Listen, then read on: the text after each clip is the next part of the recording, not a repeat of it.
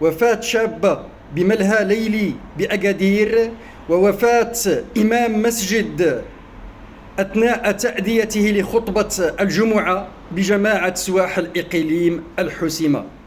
إذا لم تكن أعصابك حديد فأنصحك أن تقف هنا ولا تتابع الفيديو. هزت مدينة أكادير حادثة غريبة ليلة السبت صباح الأحد اليوم بسقوط شابة في ملهى ليلي، رغم أنها لم تكن تعاني من أعراض مرضية، مما خلف حالة من الهلع والحزن داخل أوساط تلك الملهى الليلي.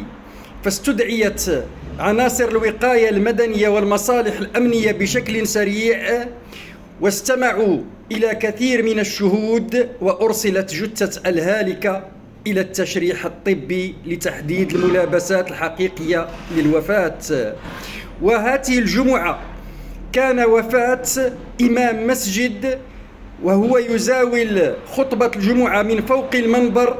أدت هذه الحادثة إلى حالة من الحزن والألم في صفوف سكان الجماعة والإقليم. اللهم اهدي شبابنا لما تحبه وترضاه، اللهم اغفر للمسيئين وتقبل وارحم المصلحين.